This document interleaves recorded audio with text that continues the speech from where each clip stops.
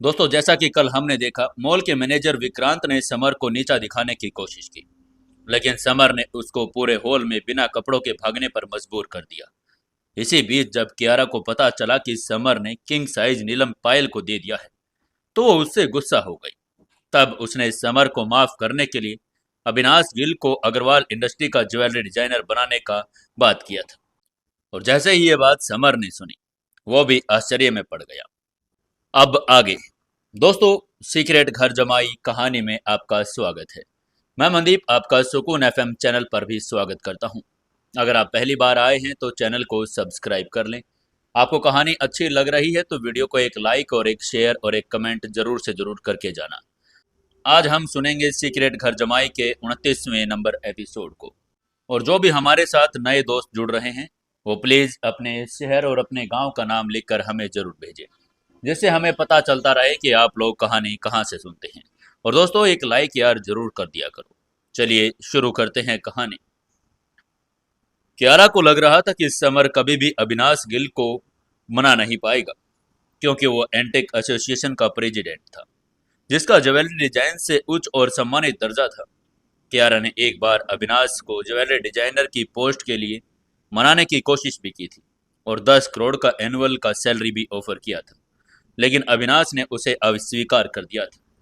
वो बूढ़ा अविनाश बहुत जिद्दी था। कियारा के अलावा इंदौर शहर की कई ज्वेलरी कंपनियों ने उसे डिजाइनर बनाने के लिए इनविटेशन भेजा, लेकिन उसने सभी का ऑफर रिजेक्ट कर दिया था। बहुत से लोग तो उसके घर पर भी नहीं जा सकते थे। अविनाश से बात करना तो दूर की बात। समर ने हल्के से भौहें सिकोड़ी और उसकी आंखों में आश्चर्य की एक झलक दिखाई दी। उसने हैरान होते हुए पूछा, हनी, क्या तुम एंटिक एसोसिएशन के प्रेसिडेंट अविनाश गिल की बात कर रही हो? कियारा ने ठंडे और एलिगेंट ढंग से मुस्कुराते हुए कहा, हाँ, मैं intake association president Avinash Gill की ही बात कर रही हूँ। अगर आपने उसे कंपनी के ज्वेलरी डिजाइनर बनने के लिए मना लिया, तो मैं आपको वॉशिंग बोर्ड पर घुटने टेकने के लिए नहीं कहूंगी और आपको माफ कर दूंगी। समर ने धीरे से मुस्कुराते हुए कहा, चिंता मत करो, मैं अविनाश गिल को कल मना लूंगा। तुम बस मुझे कल तक का टाइम दे दो। उसका चेहरा कॉन्फिडेंस से भरा हुआ था। जब उसने किंग साइज नीलम निकाला था, तो अविनाश गिल भी वहीं पर था और उसने उसे अपने घर पर इनवाइट भी किया था। वो कल वैसे भी उसके घर जाने वाला था। कियारा की खूबसूरत आंखों में एक थोड़ा अविश्वास दिखा, क्योंकि वो जानती थी कि अविनाश को आमंत्रित करना बहुत मुश्किल था। इसलिए उसने अपनी आंखें सिकोड़ते हुए पूछा, डियर, आप मुझे बेवकूफ तो नहीं बना रहे हैं ना? क्या आप वाकई में हमारी कंपनी में आने के लिए उन्हें मना सकते हैं? समर ने धीरे से मुस्कुराते हुए सुबह की पूरी बात बताते हुए कहा, नहीं हनी, मैं क्यों तुम्हें बेवकूफ बनाऊंगा। आज सुबह अविनाश वहीं पर थे जब मुझे किंग साइज नीलम मिला था। उसने मुझे किंग साइज नीलम मांगा भी था, लेकिन बाद में उनके और पायल के बीच कुछ डील हो गई। पायल ने ज्यादा पैसे देकर मुझसे वो नीलम खरीद लिया। उसके बाद अविनाश ने मुझे कल अपने घर पर आने के लिए इनविटेशन भी दिया है। उसकी बात सुनकर कियारा ने एक ठंडे मुस्कान के साथ कहा, ठीक है। अगर आपने अविनाश को हमारी कंपनी में मना लिया, तो मैं आपको वॉशिंग बोर्ड पर घुटने टेकने के लिए नहीं कहूंगी। और अगर आप नहीं कर पाए तो आपको कल रात को वॉशिंग बोर्ड पर घुटने टेकने ही पड़ेंगे। समर की कॉन्फिडेंस भरी आंखों को देखकर कियारा ने उस पर एक बार फिर से भरोसा करने का फैसला कर लिया था। दोनों ने कुछ देर फिर बातें की, फिर सोने के लिए अपने अपने कमरे में चले गए। ये एक थका देने वाला दिन था, इसलिए समर बिस्तर पर जाते ही गहरी नींद में सो गया। अगले दिन सुबह का सूरज चमक रहा था और मौसम भी बिल्कुल साफ था। समर सुबह जल्दी उठा, नहा धोकर नाश्ता किया और फिर अविनाश के दिए गए एड्रेस पर चल पड़ा। वो रास्ते में एक सुपरमार्केट भी गया और अविनाश को गिफ्ट देने के लिए एक अमेरिकन जिनसेंग का डिब्बा खरीद लिया।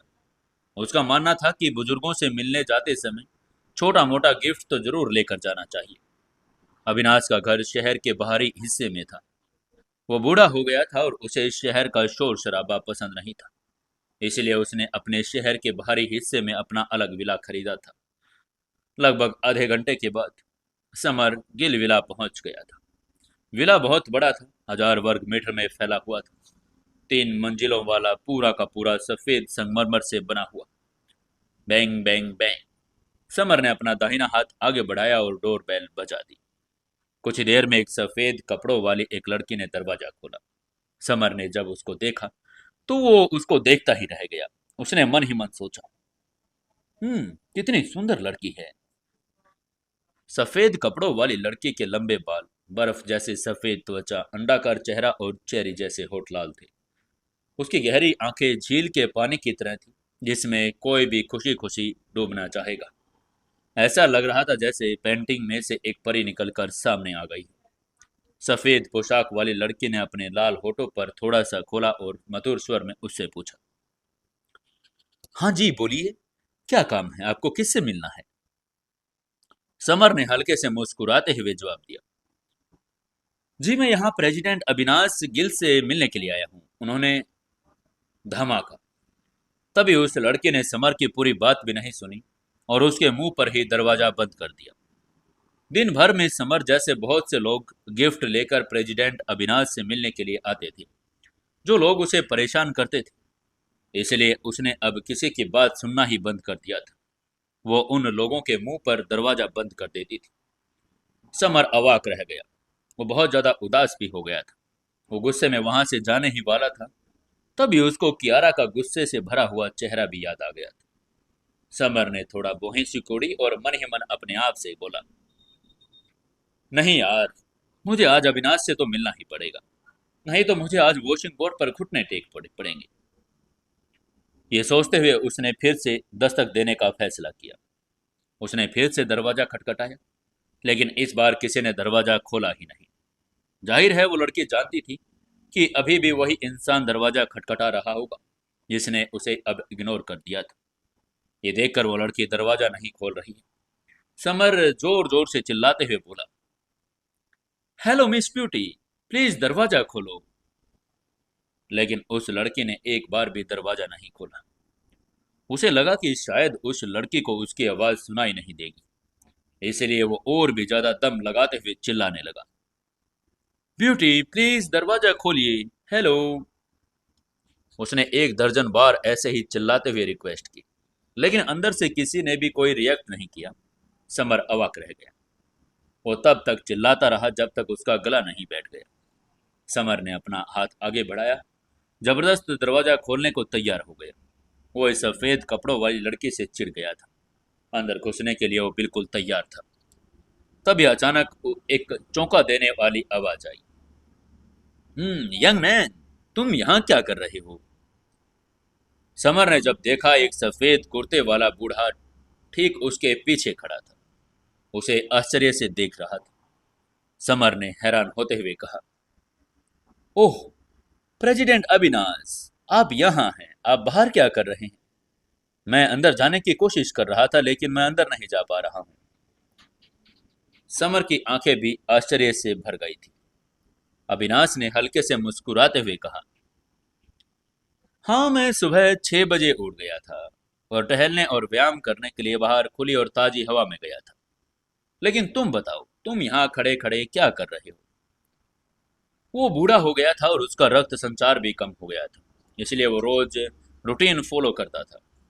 समर ने धीरे से मुस्कुराते हुए जवाब दिया, प्रेसिडेंट अविनाश, मैं यहाँ आपसे मिलने आया हूँ और मैं यहाँ एक अमेरिकन जिनसेंग लेकर आया हूँ। आपके लिए वो आपके शरीर को अच्छा पोषण देगा। ये कहते हुए उसने अमेरिकन जिनसेंग का डिब्बा अविनाश को थमा दिया। अविनाश ने मुस्कुराते हुए जिनसेंग को अपने हाथ में लिया और थोड़ा कंफ्यूज होते हुए बोला, thank you, thank you summer, लेकिन तुम अंदर क्यों नहीं गए? ऐसे बाहर धूप में क्यों खड़े हो? उसका चेहरा उलझन से भर गया था। समर ने अविनाश की बात सुनकर उसे थोड़ा गुस्से में घूरा और गुस्से भरी आवाज में बोला, प्रेसिडेंट अविनाश, मैंने डोर बेल बजाई थी, दरवाजा भी खटखटाया, लेकिन एक सफेद कपड़ों वाली लड़की ने मुझे अंदर जाने से रोक दिया और मेरे चेहरे पर ही दरवाजा बंद कर दिया। मैं कब से चिल्ला रहा हूं कि दरवाजा खोलो, लेकिन वो मेरी एक भी नहीं सुन रही। मैंने तो बोल बोल कर अपना गला भी बैठा लिया है। अविनाश ने माफी मांगते हुए धीरे से कहा, I am sorry young man, उसे नहीं पता है कि मैंने तुम्हें इनवाइट किया है। उसकी तरफ से मैं तुमसे माफी मांगता हूँ। चलो आओ, मेरे साथ अंदर चलो।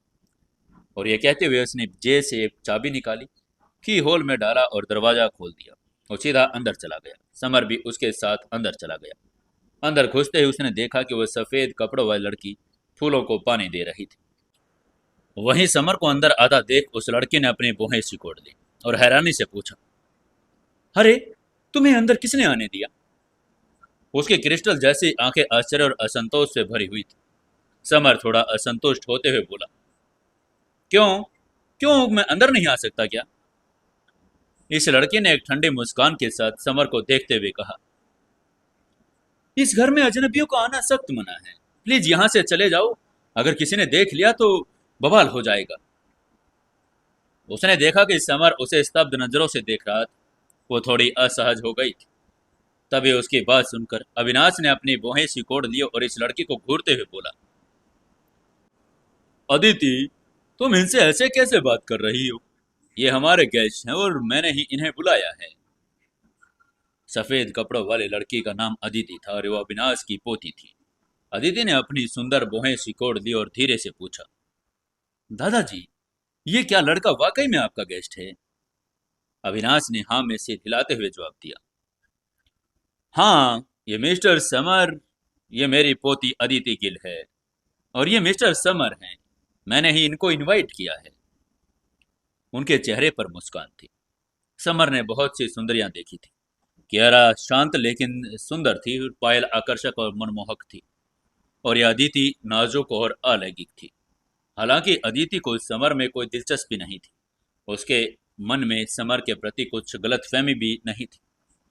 दोनों का इंटरव्यू करवाने के बाद अविनाश ने धीरे धीरे मुस्कुराते हुए समर से कहा, आओ समर, आओ अंदर आओ। ये कहते हुए वो उनको अंदर लिविंग रूम में ले गया। लिविंग रूम बहुत बड़ा और आलीशान था।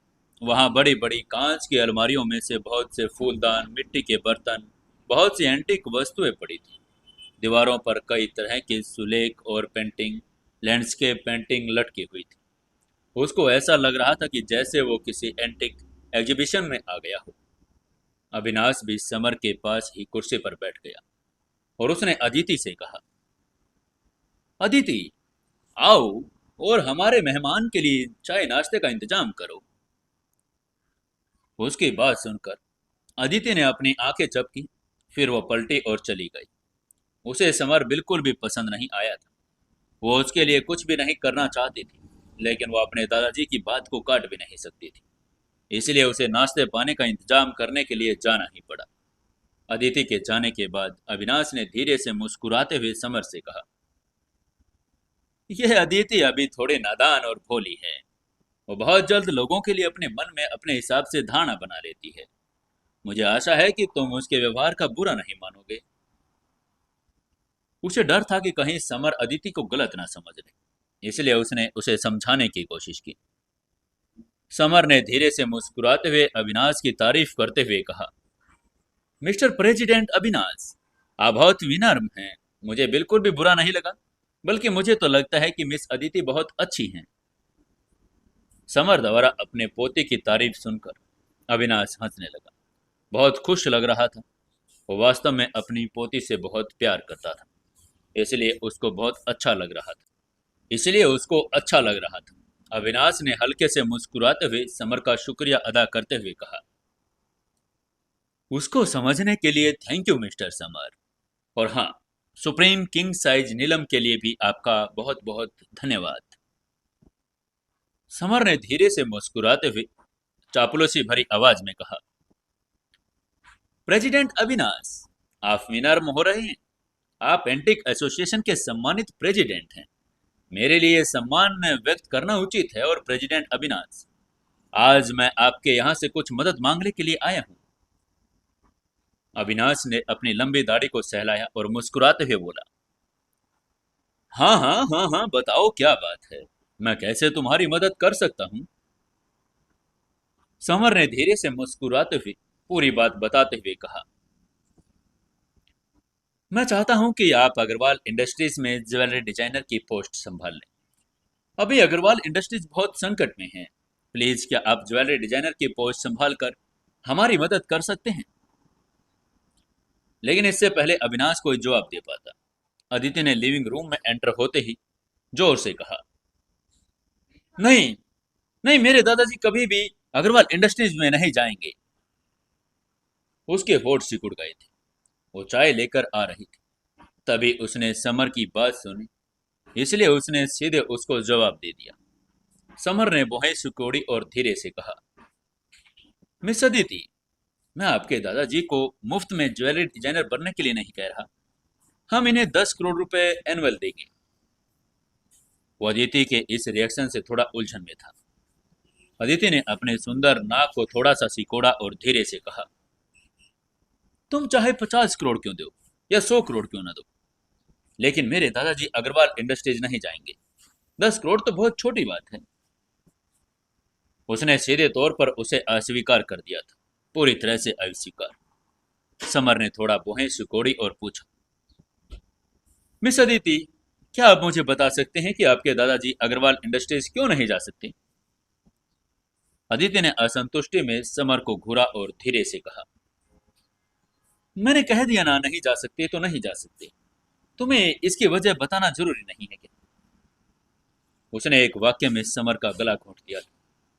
तभी समर का उलझन में देखकर अविनाश ने हल्के से मुस्कुराते हुए समर से कहा, समर, अदिति ने तुम्हें साफ साफ जवाब दे दिया, इसका बुरा मत मानना। ये मेरे भले के लिए कह रही है कि मुझे अग्रवाल इंडस्ट्रीज नहीं जाने देगी। उसे ये डर था कि कहीं समर को गुस्सा ना आ जाए। समर ने कंफ्यूज होते हुए पूछा, प्रेसिडेंट अविनाश, लेकिन मैं जानना चाहता हूं कि आप अग्रवाल इंडस्ट्रीज में क्यों नहीं जा सकते? अविनाश ने मुस्कुराते हुए जवाब दिया, समर, देखो, मैं तुम्हें मना तो नहीं करना चाहता, लेकिन मैं वास्तव में नहीं जा सकता, क्योंकि मैं ज्वेलरी डिजाइनर नहीं बनना चाहता। समर ने उसी कंफ्यूजन में सीधा से पीछा किया और पूछा, प्रेसिडेंट अविनाश, क्या आप मुझे बता नहीं सकते कि आप ज्वेलरी डिजाइनर क्यों नहीं बनना चाहते? मैं दिल से चाहता हूं कि आप ही ज्वेलरी इंडस्ट्री के डिजाइनर बने और अग्रवाल इंडस्ट्रीज में ज्वाइन करें। इसके बदले में आपके लिए कुछ भी करने को तैयार हूं। समर की आंखें सच्ची थी और अविनाश को पूरे दिल से इनवाइट कर रहा था। अविनाश ने अपनी प्रॉब्लम बताते हुए बोला, समर, वास्तव में मुझे बुढ़ापे की वजह से थोड़ी प्रॉब्लम शुरू हो गई है। मुझे फौरन शोल्डर की तकलीफ है, जिसकी वजह से मुझे हमेशा मेरे हाथों और कंधों में दर्द महसूस होता है। तुम्हें तो पता ही है, ज्वेलरी डिजाइन करने में बहुत समय लगता है और मैं अपनी बीमारी के कारण ज्यादा टाइम काम नहीं कर पाऊंगा। अविनाश नहीं चाहता था कि वो उसे गलत समझे, इसलिए उसने अपनी समस्या के बारे में बता दिया। समर ने धीरे से मुस्कुराते हुए कहा, प्रेसिडेंट अविनाश, अगर मैं आपकी फ्रोजन शोल्डर की प्रॉब्लम ठीक कर दूं, तो क्या आप मेरी मदद करेंगे? अग्रवाल इंडस्ट्रीज के ज्वेलरी डिजाइनर बनेंगे? अविनाश ने एक्साइटमेंट में पूछा, क्या क्या तुम सच में मेरे फ्रोजन शोल्डर को ठीक कर सकते हो?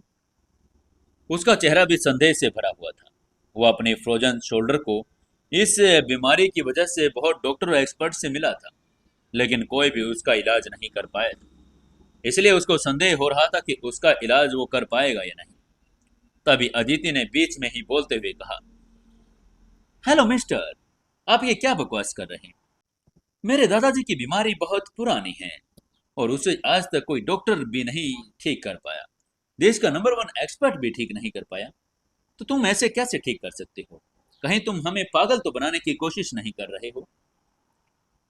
उसकी चमकीली आंखों में भी अविश्वास था।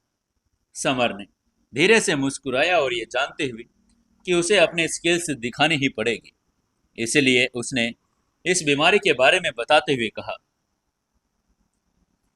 देखो, फ्रोजन शोल्डर कंधे के जोड़ के आसपास की सूजन है। कंधे के आसपास की मांसपेशियां, टेंडन, सिनोवियल सैक और जॉइंट कैप्सूल और अन्य टिश्यूज सराउंडिंग्स कंधे को दर्द का कारण बनते हैं और हाथ ऊपर नहीं उठाए जा सकती। समर की यह व्याख्या सुनकर अविनाश की आंखें चमक उठी। उसने थोड़ा सा खुश होते हुए कहा, हम्म, तुमने जो कहा है डॉक्टरों ने भी कुछ ऐसा ही कहा था। क्या तुम वाकई में इसका इलाज कर सकते हो? समर ने मुस्कुराते हुए जवाब दिया, प्रेसिडेंट अविनाश, मैंने अपने मास्टर से पारंपरिक निडल विधि और आयुर्वेदिक चिकित्सा सीखी है। आयुर्वेदिक चिकित्सा के अवलोकन में सुनना और पूछना, अनाड़ी को महसूस करना शामिल है। मैं ठीक कर सकता हूँ। यहाँ तक कि मैं देख पा रहा हूँ कि आपका चेहरा लाल है, लेकिन इस लीले का गहरे रंग का लाल संकेत कुछ और ही है। आपके कान थोड़े काले हो गए हैं, जिसका मतलब है कि आप में एलर्जी और खून की कमी है।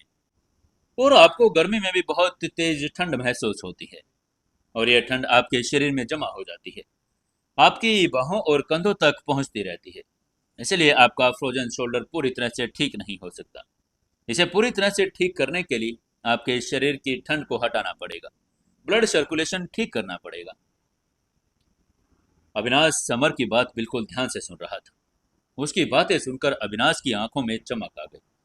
उसे लग रहा था कि समर बिल्कुल सही कह रहा है। उन डॉक्टरों की तुलना में वो कुछ ज्यादा सटीक कारण बता रहा था। ये सब सोचते हुए अविनाश ने धीरे से मुस्कुराते हुए कहा, समर, अगर तुम सच में मेरी बीमारी का इलाज कर दोगे तो मैं प्रॉमिस करता हूँ, अग्रवाल इंडस्ट्रीज में ज्वेलरी डिजाइनर के काम करने के लिए मैं तैयार हो जाऊंगा। वो लंबे समय तक अपने फ्रोजन शोल्डर की बीमारी से परेशान था। उसके हाथ और कंधे में इतना दर्द होता था कि वो सह भी नहीं पाता था। कभी कभी तो उसके लिए खाना खाना भी मुश्किल हो जाता था। अगर समर उसके वाकई में ठीक कर देगा तो वो डिजाइनर बन जाएगा। उसकी बात सुनते ही समर ने अपनी 9 चांदी की सुइयां निकाल ली और धीरे से कहा, ठीक है प्रेसिडेंट अविनाश, मैं आपका इलाज कर देता हूँ। चलो आप अपनी शर्ट उतारो, मैं एक्यूपेंचर से आपका इलाज करूंगा। अब जब अविनाश ने समर पर विश्वास करने का फैसला कर ही लिया था, इसलिए उसने बिना झिझक के अपनी शर्ट उतार दी। समर ठीक पीछे आ गया और उसने बिजली की गति से अविनाश के कंधे के आसपास के एक्यूपेंचर बिंदुओं पर 9 सुइयां चुभो दी। जब एक्यूपेंचर सुइयां बिंदु चुभ गई तो उसने अविनाश को सीधा बैठने के लिए कहा। फिर उसने उसके गले के लगे आर्टेमिसियस के कुछ पत्ते लिए और उसे आग में जलाया। अविनाश के पैरों और पीठ और कंधे के आसपास उसके धुएं से सेंक दिया। एक्यूपेंचर का काम था सही ठंडक देने वाली एनर्जी को एक्यूपेंचर बिंदुओं पर इकट्ठा करना। पत्ती से धुआं देने का मतलब था ठंडक देने वाली एनर्जी को एक जगह पर इकट्ठा करना और शरीर से बाहर निकाल देना। अविनाश को शरीर में बहुत आराम महसूस हो रहा था। उसके शरीर की ठंडक लगातार उसके पिछले कंधों की ओर बढ़ती जा रही थी, अंततः सफेद धुंध में बदल गई। हवा में भी वो चली गई और जैसे ही शरीर की ठंडक बाहर निकली, अविनाश के दुखते कंधे में अब दर्द नहीं था। उसका दर्द गायब हो चुका था।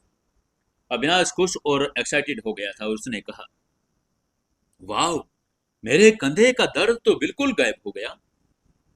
उसे विश्वास नहीं हो रहा था कि उसका दर्द ऐसे कुछ ही मिनट में खत्म हो जाएगा। अविनाश ने अपनी आंखों में प्रशंसा के भाव के साथ समर का धन्यवाद करते हुए कहा, thank you so much summer. मुझे उम्मीद नहीं थी कि तुम इतने स्किल्ड हो। तुमने तो मेरा दर्द बिल्कुल ठीक कर दिया।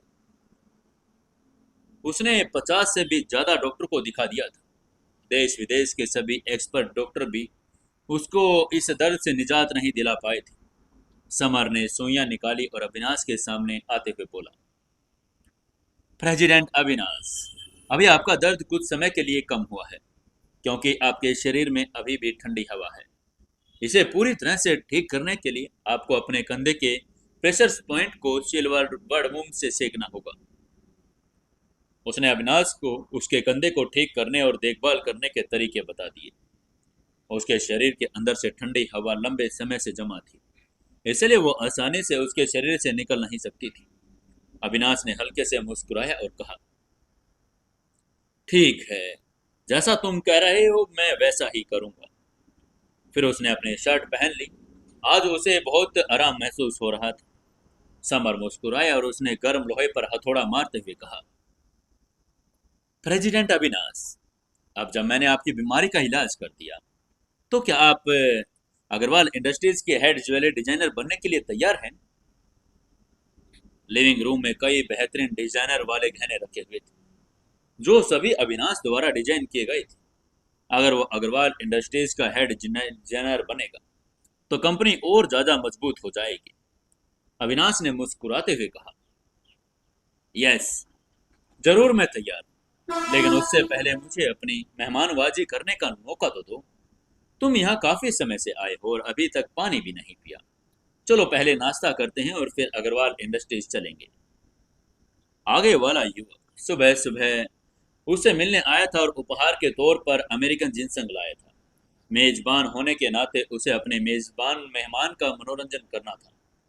अविनाश ने अदिति से खुश होते हुए कहा, अदिति, ये चाय ठंडी है, जाओ दोबारा बना कर लाओ।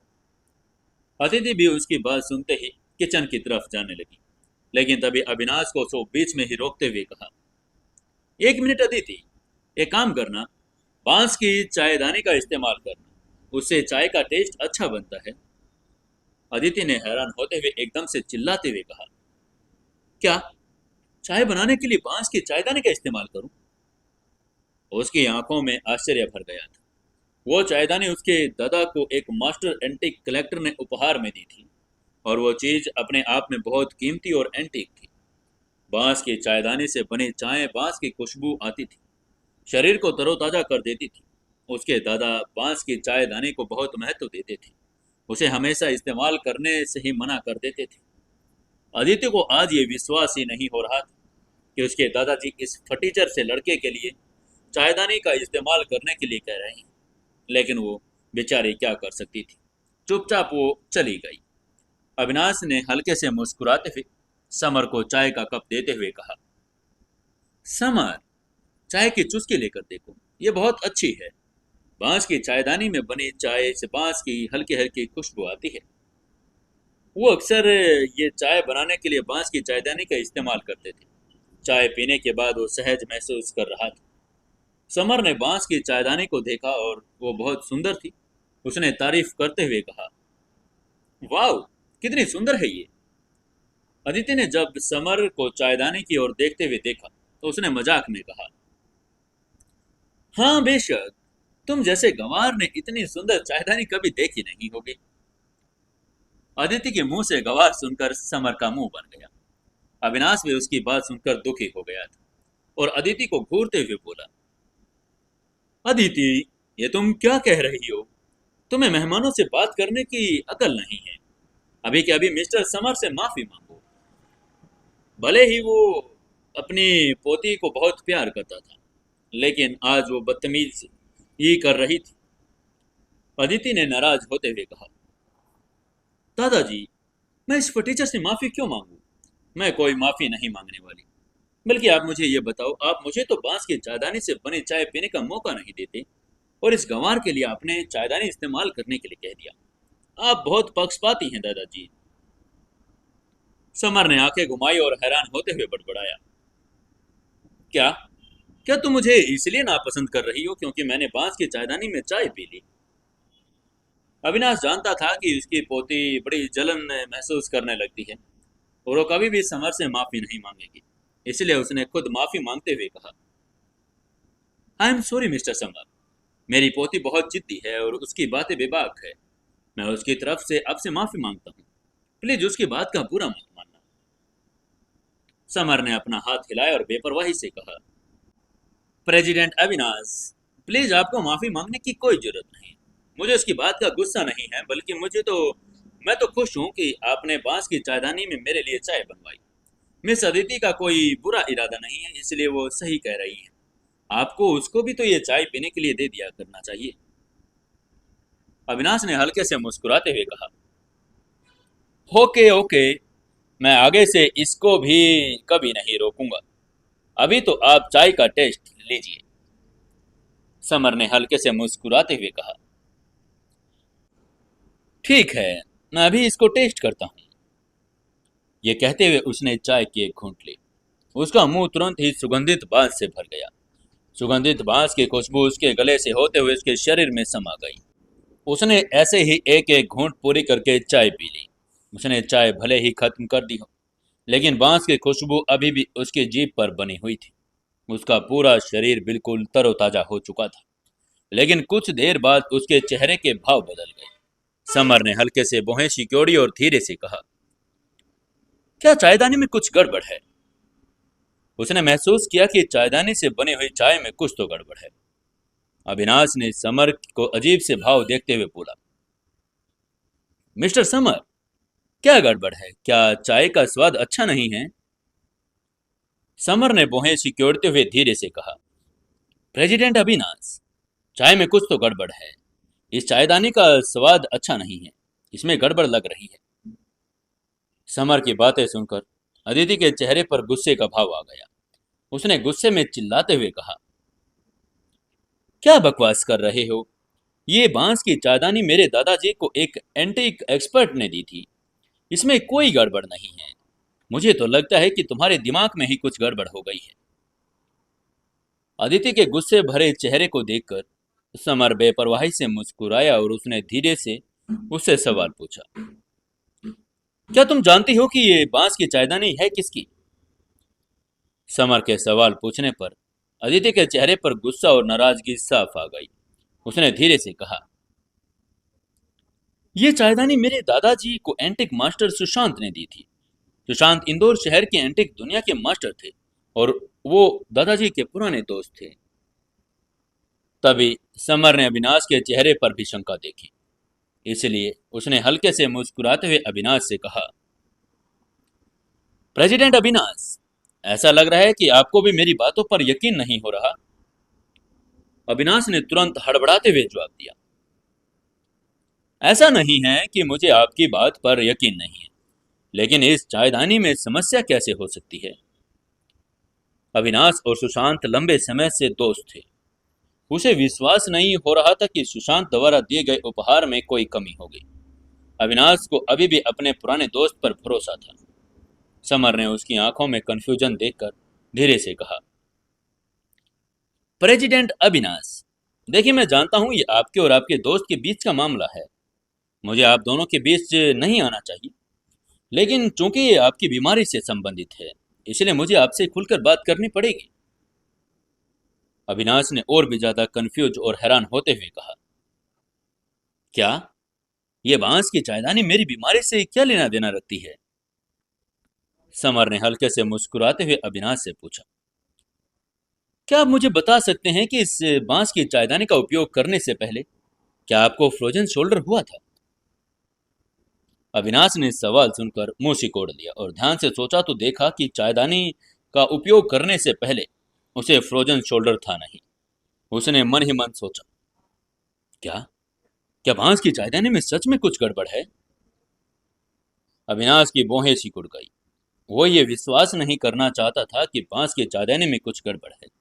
आखिरकार वो उसके अच्छे दोस्त सुशांत ने उपहार में जो दिया था। तभी समर ने अविनाश को डिटेल में इस चायदानी के बारे में बताते हुए कहा, प्रेसिडेंट अविनाश, सच बताऊं तो ये बांस की चायदानी एक दोषपूर्ण उत्पाद है, जिसे आमतौर पर नकली कहा जा सकता है। इसमें एक हानिकारक पदार्थ भी है जो शरीर में जाने पर ठंडी हवा बनाता है, और ये जब ठंडी हवा आपके शरीर में जमा हो गई तभी तो आपको फ्रोजन शोल्डर हुआ है। अदिति ने अविश्वास में अपना सुंदर सिर हिलाया और गुस्सा होते हुए कहा, बिल्कुल बकवास है। ये बांस की चायदानी दिल्ली के राजवंश की कृति है और इसका इतिहास तो 100 साल पुराना है। ये नकली कैसे हो सकती है? समर ने अदिति की ओर देखा और हल्के से पूछा, तुम्हें विश्वास नहीं हो रहा है ना कि यह बांस की चायदानी नकली है? अदिति ने अपने दांत पीछे और नाम में सिर हिलाते हुए कहा, ये नकली हो ही नहीं सकती। मास्टर सुशांत कभी भी गलत नहीं हो सकते। समर ने हल्के से मुस्कुराते हुए कहा, मिस अदिति, अगर मैं साबित कर दूं कि ये नकली है तो तुम मेरे लिए क्या करोगे? अदिति ने कॉन्फिडेंस के साथ कहा, अगर तुम ये साबित कर दो कि ये नकली है तो मैं घुटनों पर बैठकर तुमसे माफी मांगूंगी। समर ने हल्के से मुस्कुराते हुए कहा, ठीक है, मैं तुम्हारी माफी का इंतजार करता हूं। ये कहने के बाद उसने बाएं की चांदनी को उठाया और जमीन पर पटक दिया। वो चायदानी अनगिनत टुकड़ों में टूट गई। टूटी हुई चाय की प्याली देखकर अदिति की आंखें गुस्से से भर गई। उसने गुस्से में चिल्लाते हुए कहा, अबे ओ फटीचर, ये दिल्ली के राजवंश की चायदानी थी। ये एक अनमोल खजाना था, लेकिन तुमने इसे तोड़ दिया। तुम बहुत कमीने हो। उसे समर पर बहुत गुस्सा आ रहा था। अविनाश को भी जब टूटी हुई चायदानी को देखा तो वो चौंक कर खड़ा हो गया। उसे लगा कि समर बहुत जल्दबाजी में था, चाहे चायदानी नकली ही क्यों ना हो। फिर भी बांस की एक नकली चायदानी की कीमत खजाना थी। वो इसे तोड़ कैसे सकता था? समर ने दोनों का गुस्सा शांत करने के लिए कहा, प्लीज आप दोनों शांत हो जाइए। चाय दाने के टुकड़ों को देखें। उसने चायदानी के निचले हिस्से में एक टुकड़ा टूटा हुआ उठाया और उन दोनों को दिखाया। अदिति ने थोड़ा मुंह सिकोड़ते हुए कहा, टूटा हुआ हिस्सा सफेद है। ये इसमें ध्यान देने वाली कौन सी बात है? लेकिन वो समझ नहीं पा रही थी कि आखिर गड़बड़ कहाँ है। समर ने मुस्कुराते हुए कहा, चायदानी के तल की टूट फूट का सफेद होना सही है, लेकिन ये बहुत ज्यादा सफेद है। ऐसा लग रहा है कि इसे रसायनों के बीच ब्लीच किया गया हो।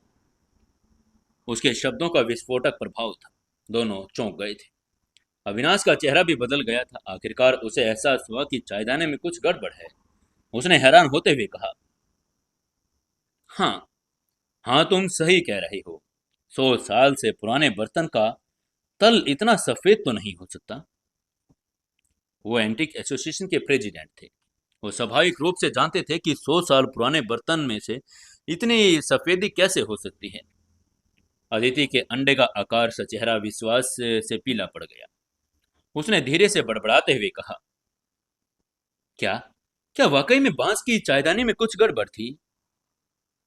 समर कॉन्फिडेंस से मुस्कुराते हुए बोला, मिस अदिति, अब आपको पता चला है कि चायदानी मैंने क्यों तोड़ी। हम किसी भी बर्तन की समस्या का पता तभी लगा सकते हैं जब उसे हम तोड़ देते हैं। समर की बातें सुनने के बाद भी अदिति ने हार नहीं मानी। वो भागकर किचन में गई और एक लाइटर लेकर आई।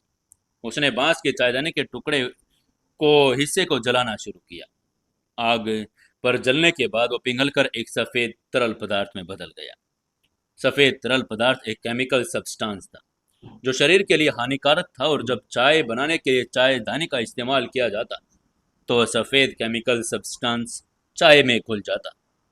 बेशक ये सफेद केमिकल सब्सटेंस के एक हल्के सी बांस की जैसी खुशबू भी छोड़ता था।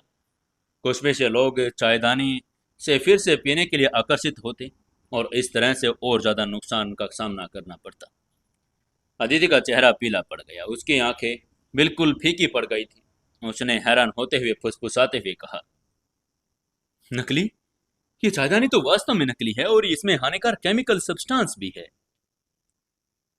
समर थोड़ा उलझन में था। उसने कहा, यह सिर्फ चायदानी नकली हो सकती है। तुम इतना सेंसिटिव रिएक्ट क्यों कर रही हो? अविनाश ने समर की उलझन भरी बात सुनी। यह एक व्यंग्यात्मक मुस्कान के साथ बोला, यह बांस की चायदानी एंटिक मास्टर सुशांत ने मुझे गिफ्ट दी थी। ये उसने मुझे तब दी जब वो अपने पोते के लिए मेरी पोती यानी अदिति का हाथ मांगने आया था। इसीलिए ये इतना सेंसिटिव रिएक्ट कर रही है। अब समर समझ गया था कि अदिति को यह जानकर दुख क्यों हुआ कि चायदानी नकली है। समर ने हैरान होते हुए कहा, क्या ये बांस की चायदानी अदिति के लिए प्रपोजल गिफ्ट है? तभी अदिति ने अपनी उदासी दबाई और अचानक समर के सामने अपने घुटनों पर बैठकर माफी मांगते हुए बोली, आई एम सॉरी, मैंने आपको गलत समझा। प्लीज मुझे माफ कर दीजिए। अदिति को अपने घुटनों पर बैठा देखकर समर हल्के से मुस्कुराया। माहौल बदलने के लिए मजाक करते हुए बोला, ठीक है, ठीक है, मैं तुम्हें माफ करता हूं, लेकिन अब मुझसे टूटी हुई चायदानी के पैसे मत मांगना। ये बात सुनकर अदिति भी हल्के से मुस्कुरा दी। अविनाश ने राहत की सांस लेते हुए अपनी दाढ़ी को सहलाया। जब उसने देखा कि अदिति खुश हो गई है, उसे चिंता थी कि उसने अपनी पोती को परेशान हो जाएगी। उसे उम्मीद नहीं थी कि समर के मजाक के बाद वो शांत हो जाएगी। तभी अविनाश ने अचानक खांसते हुए कहा, तुम दोनों तो आपस में बिजी हो गए। मुझे लगता है कि मुझे तो लोग भूल ही गए हो। अदिति का अंडा जैसा चेहरा अपराध बोध से भर गया था। उसने अविनाश से माफी मांगते हुए कहा, दादाजी मुझे माफ कर दीजिए। ये सब मेरी गलती है कि ठंडी हवा आपके शरीर में जमा हो गई। इतने लंबे समय तक आपके कंधे और हाथ में भी दर्द होता रहा। हेनरिक मास्टर सुशांत ने मेरे लिए ही ये चायदानी दी थी, जिसकी वजह से आप इतना परेशान हुए। उसे बहुत ज्यादा अपराध बोध महसूस हो रहा था। अविनाश ने अदिति का सिर सहलाया। उसे दिलासा देते हुए बोला, बेवकूफ लड़की, इसमें तुम्हारी क्या गलती है? ये तो मुझे भी नहीं पता चला कि ये बांस की चादनी नकली है। वो सोच में पड़ गया था। शायद सुशांत को नहीं पता था कि चायदानी नकली है और उसने ये सब कुछ जानबूझकर न किया हो। या शायद ऐसा भी हो सकता है कि उसे पता था कि यह नकली है और उसने जानबूझकर ऐसा किया हो। चाहे जो भी मामला हो, लेकिन अविनाश के दिल में संदेह का बीज उत्पन्न हो गया था। ये सब के बाद उसने उसे छोड़ दिया और उसने समर का शुक्रिया अदा करते हुए कहा, समर, मेरी बीमारी ठीक करने और मुझे इस हानिकारक चायदानी से बचाने के लिए तुम्हारा बहुत बहुत धन्यवाद। समर ने धीरे से मुस्कुराते हुए कहा, मुझे धन्यवाद कहने की कोई जरूरत नहीं मिस्टर प्रेसिडेंट। ये तो मेरा फर्ज बनता है कि मैं आप लोगों की अपनों की हेल्प करूं। अविनाश ने हल्के से मुस्कुराते हुए कहा, हाँ, तुमने मुझ पर बहुत बड़ा उपकार किया है, लेकिन अब जब तुमने मुझसे अपना कहा है तो मैं ज्यादा कुछ नहीं कहूंगा। चलो अब मैं भी अपना फर्ज निभाता हूँ। चलो हम अग्रवाल इंडस्ट्रीज चलते हैं। समर ने दिल में खुश होते हुए कहा, बहुत बढ़िया, चलो हम चलते हैं। वो अंदर से बहुत खुश हो गया था। अविनाश गिल इंडस्ट्री के ज्वेलरी डिजाइनर बनने के लिए मान गया था। कियारा का दिया हुआ उसने मिशन पूरा कर लिया था। Avinash Indore city antique association के प्रेसिडेंट और बहुत सम्मानित आदमी थे। बड़ी बड़ी कंपनियां उसे अपना डिजाइनर बनाना चाहती थी, लेकिन इसमें सिर्फ समर पहला व्यक्ति था जो सफल हुआ था। अदिति समर अविनाश को अग्रवाल इंडस्ट्रीज की ओर ले गई। रास्ते में समर ने कियारा को कॉल किया और उसे कंपनी के एंट्री गेट पर मिलने के लिए कहा। अविनाश इस इंडस्ट्री में बहुत सीनियर था और भले ही वह अग्रवाल इंडस्ट्रीज में काम करने आ रहा था, फिर भी उन्हें उनका सम्मान करना जरूरी था। लगभग 20 मिनट में वो तीनों अग्रवाल इंडस्ट्रीज के गेट पर पहुंच गए थे। कियारा गेट पर उनका इंतजार कर रही थी। उसने नीला सूट पहना हुआ था।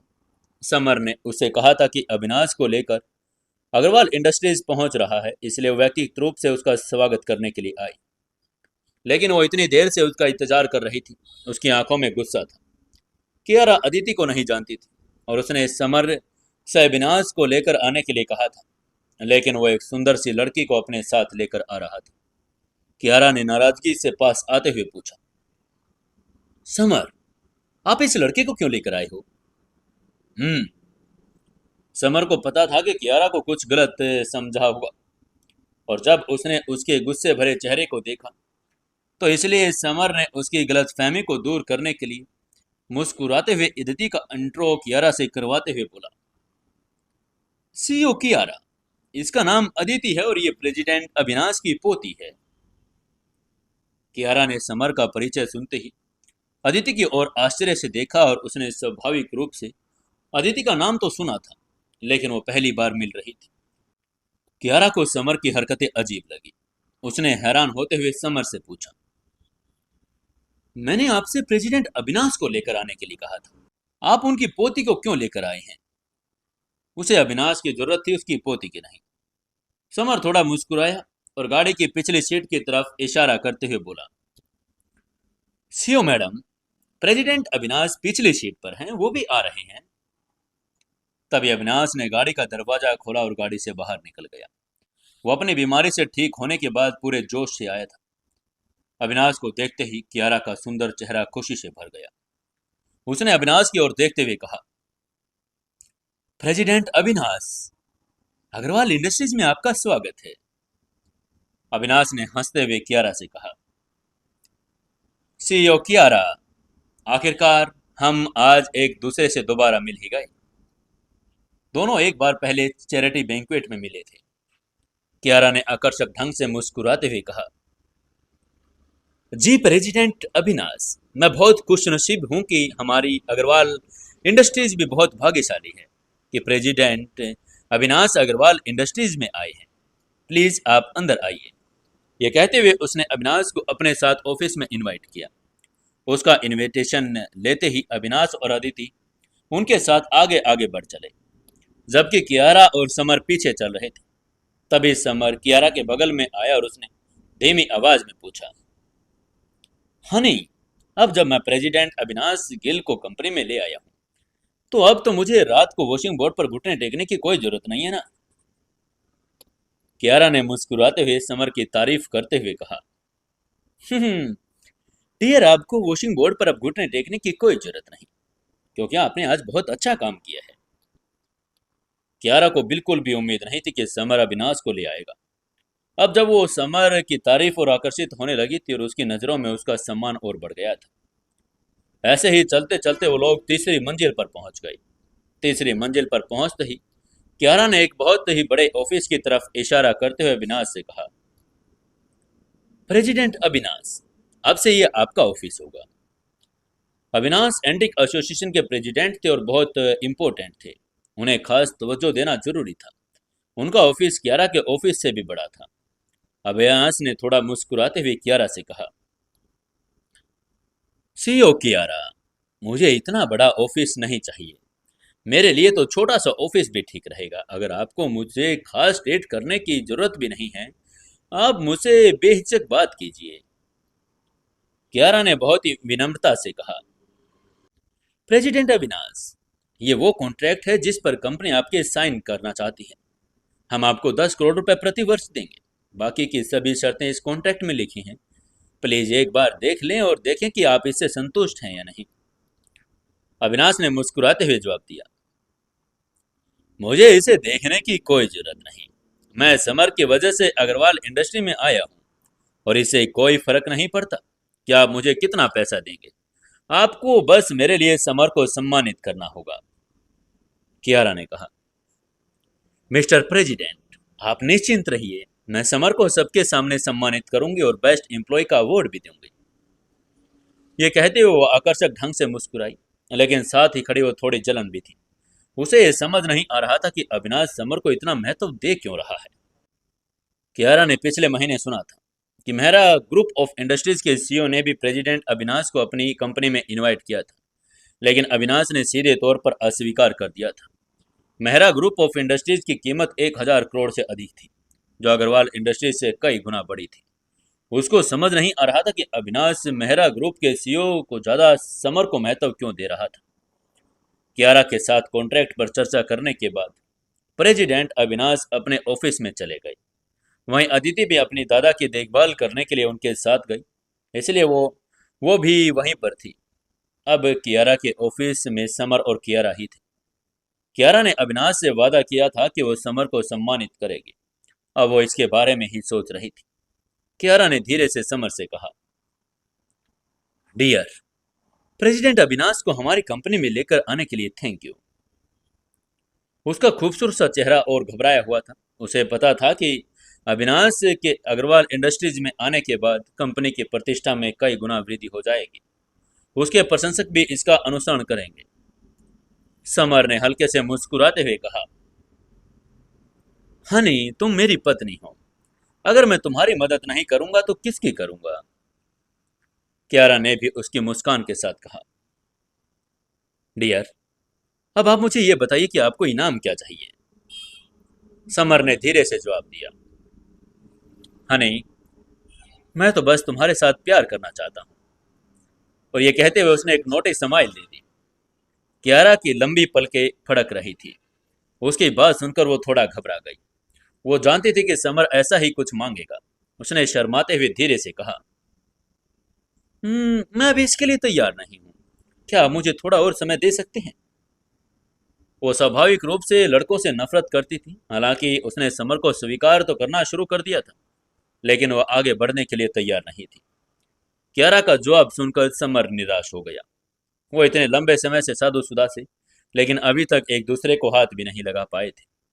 उसे समझने के लिए अभी और कुछ समय चाहिए था। कम से कम कियारा अब उसे डियर कहने और उसे प्यार से बात तो करने लगी थी। तभी समर ने कियारा की आंखें देखी तो उसकी आंखों में थोड़ी कुछ अलग थकी हुई लग रही थी। उसने धीरे से कहा, हनी, तुम कल रात फिर से नहीं सोई ना? कियारा ने हाँ में सिर हिलाते हुए कहा, हाँ, लेकिन आपको कैसे पता चला? समर ने हल्के से कहा, यह बताना तो बिल्कुल आसान है। तुम्हारी आंखों पर काले घेरे हैं, तुम थकी हुई लग रही हो। ये बिना सोने के ही कारण है। चलो, मैं तुम्हारे चेहरे की मालिश कर देता हूँ, जिससे तुम्हारी थकावट कम हो जाएगी। ये कहते वो कियारा के पीछे चला गया।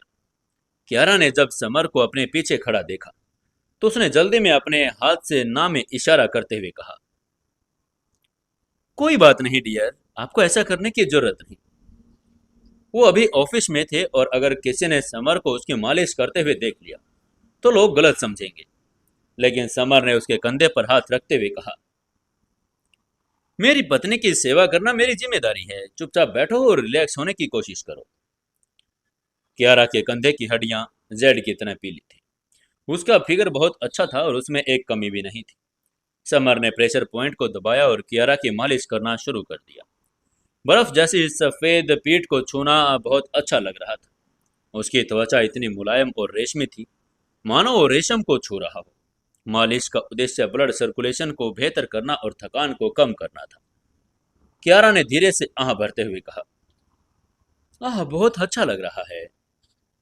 वो मालिश करवाने से मना करना चाहती थी, लेकिन समर के हाथों में उसके शरीर को थकान को तुरंत कम कर दिया था। समर के हाथों से उसकी मुलायम पीठ कर मालिश कर रहा था और जैसे वो उसके पूरे शरीर की मालिश जारी रखने लगा तो उसका फोन बजने लगा। जैसे उसने फोन सुना तो उसको कुछ गुस्सा भी आ गया। उसने परेशान होते हुए धीरे से कहा, अब ये कॉल कौन कर रहा है?